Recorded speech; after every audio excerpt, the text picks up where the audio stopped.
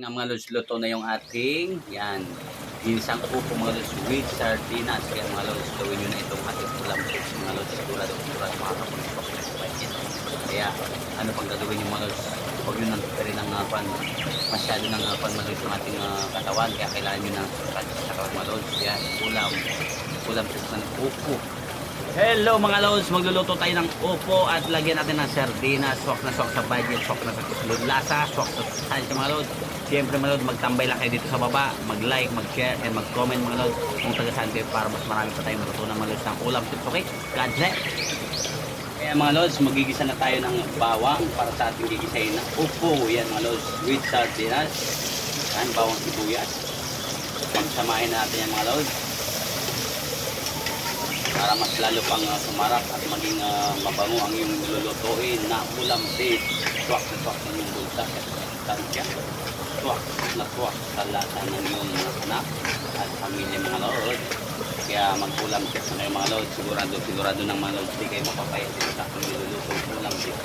Swak na swak sa budget, sigurado ito mga lods. Kaya panoorin nyo lang yung ating ulam tips. Mag-kuha kayo mga lods sa baba. Huwag kayong maalis dyan sa baba, lagi lang kayong subscribe ng kayo mga lods. Lalo pang dumami ang ating ulam tips yan mga lods. At pakishare ng mga lods, ilagay natin mga lods yung sardinas. Yan, nakasustansya nga mga lods ng ating sardinas. Good for the heart. Yan ang ating sardinas. Yan mga lods, sardines yan, isa yung sound, malasa para sa mga nilulutong gulay, ginisak yan, masarap yan mga lods. Lagyan na natin mga lods ng toyo para makakuha natin yung pagigita mga lods. Ayan.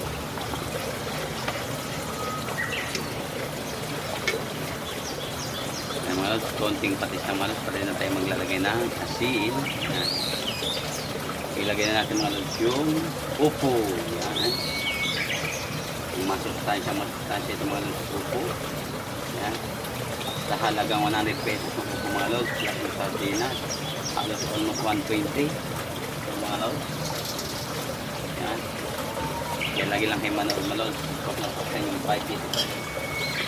Siguradong mapapawaw sa budget mga lods. Makasave ka.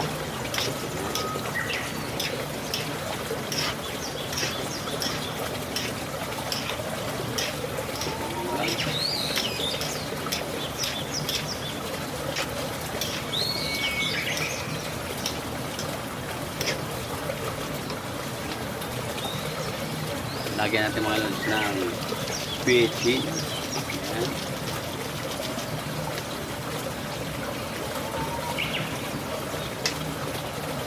Lagyan na rin mga lods natin ng pamienta. Pas lalo pang yung aroma mga lods. Ayan mga lods. Kumukulo-kulo ng mga lods yung ating budget para makasip mga lods yung ating upo with sardines. Yan, nakakasarap ng mga lods sa inyong sigurado panlasa pati pagpapit nyo mga lods. Yung upo with sardines, yan, ulam tips natin yung mga sa atin. Yan, para mas lang tumakas ng yung pera. Ang mahal ng gulay ngayon, yan, upo with sardines.